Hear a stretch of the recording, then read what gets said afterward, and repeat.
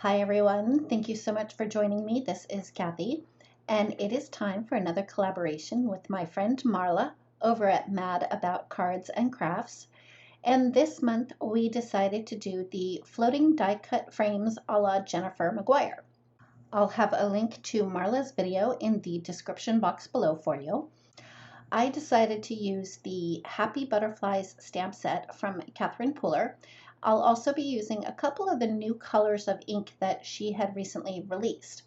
This first one is Do-Si Do, and it is a very pretty pink color. It's not a bright pink, it's almost a coral pink. The next color I used is In the Park, which is kind of a dark minty green color. Anyway, I'm not going to bore you with stamping of all of the butterflies because it was really very repetitive. But one of the reasons that I did decide to use the Happy Butterflies stamp is because I didn't necessarily want to use flowers, and I also didn't want to color 1,000 images. And I thought that this set would lend well to this particular technique because the images are somewhat solid, so I didn't have to do a whole lot of coloring.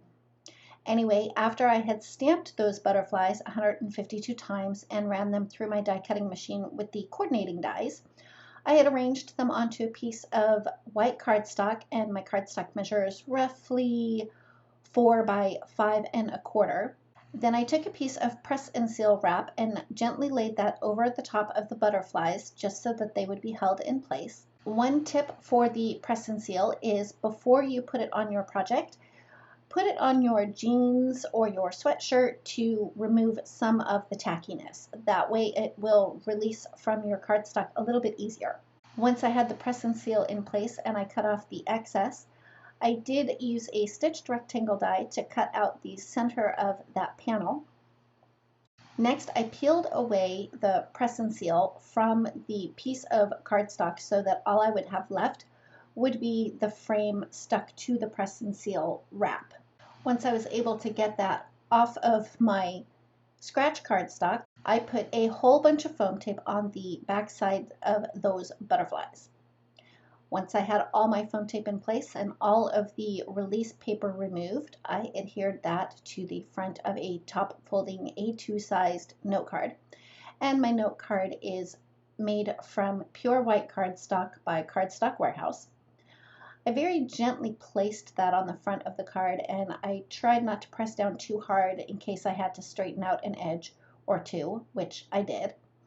And then once I had that straight, or as straight as it was going to get, I pressed everything into place to make sure that the foam tape stuck to my card front really well.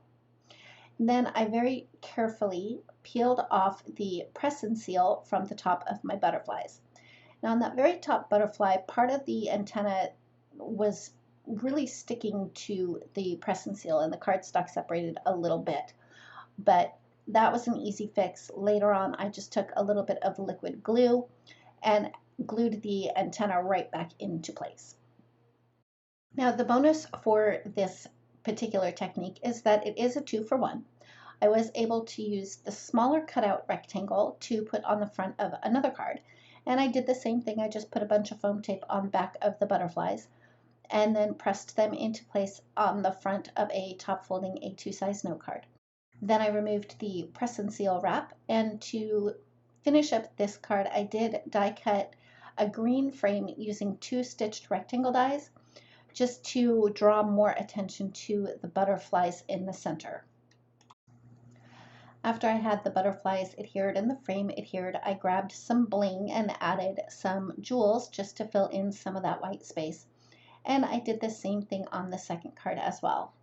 For the sentiments on my cards, I did stamp the sentiments from the Happy Butterflies stamp set onto black cardstock, and then I heat embossed it with white embossing powder, and I fussy cut around the sentiments just so that there would be a smaller white border around them.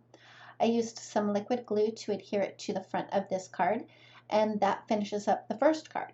And for this sentiment, because it was going to be hanging on the edge of some of the popped up butterflies from the frame, I did put foam tape down the center of this sentiment and then a little bit of liquid glue on the outer edges of the sentiment and adhered that into place. Once I had that adhered in place, I added some foam tape to one of the leftover butterflies that I had, but I only put it down the center of the butterflies so that I could kind of pop up the wings, and I added that in that empty space at the bottom of the card.